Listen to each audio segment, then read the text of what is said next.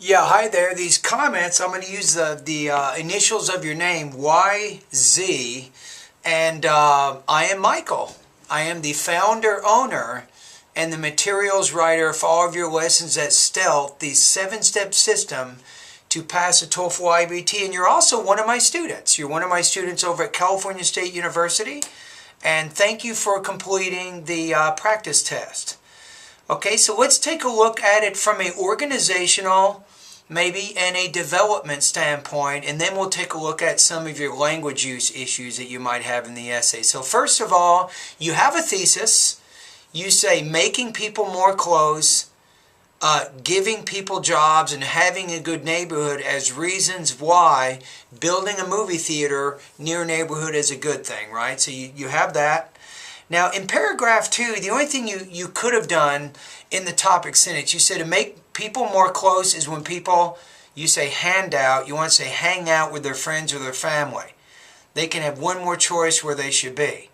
How about this? Instead of saying that, you can just say building a movie theater will help people become closer or strengthen relationships or something. And then you give your examples in there. You say people decide where they should go and have fun.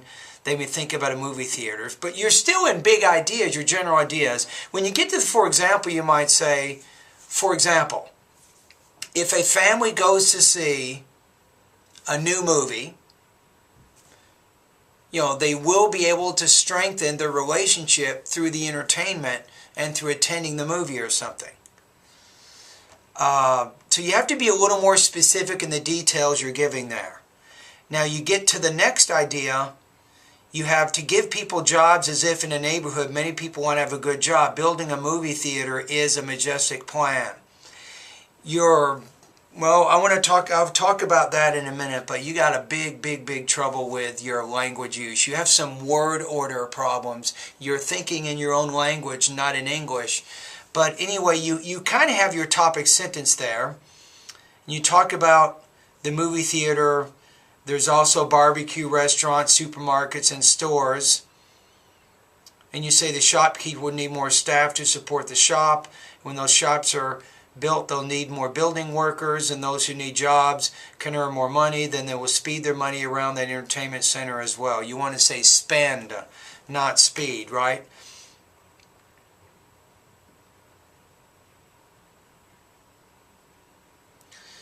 And your grammar is a little bit weird. You're using infinitives to make people more close, to give people jobs, and then to have a good neighborhood. I guess you can do that. You're using infinitives as a way of introducing your topic. You say they will have more trees, flowers, and small parks. I'm going to say you probably want to say building a new movie theater will beautify the environment. Maybe. You might want to say something like that. Then you can talk about the trees and the flowers and the small parks and some of the exercise options for the people around, I guess. Then you have, in conclusion, if a movie theater is going to build up, there will be more benefits to people.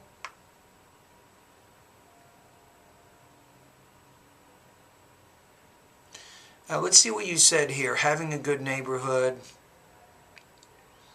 Okay, so you restate your ideas there. So I think for the most part, you have a fairly clear organization of ideas, and you're providing some examples and details in there, but I think you could probably do better at being even a little more specific with the details you're using.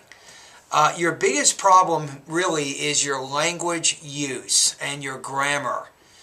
You're writing not as a native speaker. You're writing more as a non-native speaker. So this is really going to give you a lot of trouble with your writing right now. And to be honest with you, I think it's going to take you probably more than 1/4 in level 6 to solve these problems. You're not going to be ready. I don't think you're going to be ready by January. You may prove me wrong, but I think you have some significant issues here. So let's take a look at each of your paragraphs, and I'm going to give you some ideas on how you can change some of the vocabulary and the grammar to communicate, I think, a little bit more effectively. In the final sentence in the first paragraph, You say 4 good reasons to support this plan that are making people more close. There's no subject and verb in there. Now, if you said this, you might say there are several reasons to support the construction of a movie theater. And then you put ... colon. Then you say making people more close, giving people jobs, and having a good neighborhood. I think that would work in that case.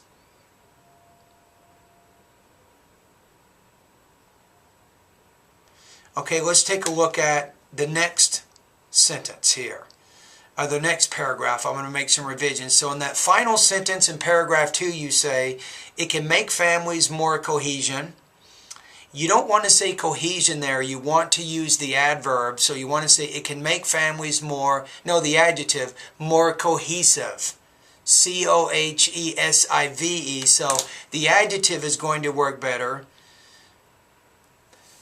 You say friends more friendly with each other and have more friends. That doesn't work grammatically. Let's see if we can work with it. So it can make families more cohesive. Friends can become more friendly with each other, comma, and, or how about this? Maybe put a and before friends and say it can make families more cohesive, comma, and friends can be more friendly with each other, comma, thereby helping them to create more relationships or something. That would probably work in that second paragraph. All right, let's go to your third paragraph.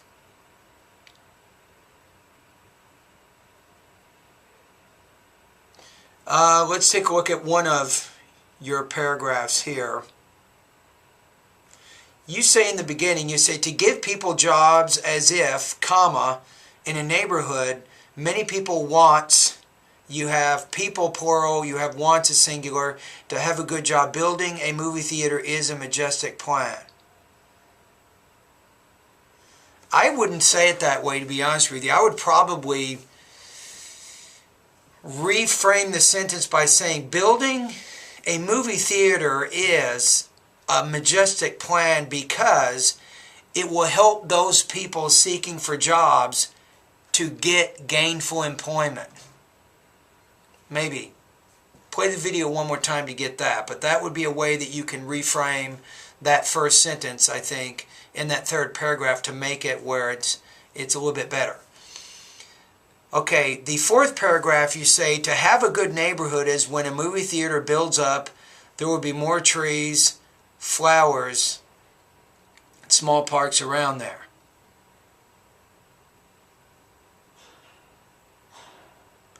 What if you said this, to have a good neighborhood, comma, it is important to build a new movie theater so that there will be more trees, flowers, and small parks around. Maybe that. That would probably straighten out some of the problems that you're having in that first sentence there. Okay, let's go to the final paragraph. It says,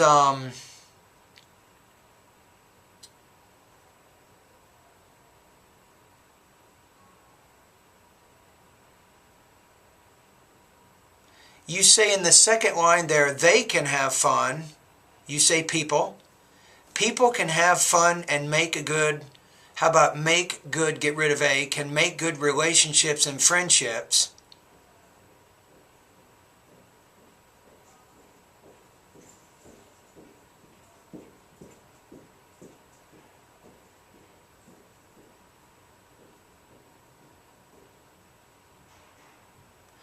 But I think you're trying to say that the movie theater has these effects. So if you say they can have fun, then they give people choices and they build a good environment. But they means people, not the movie theater, right? So you probably have to change this.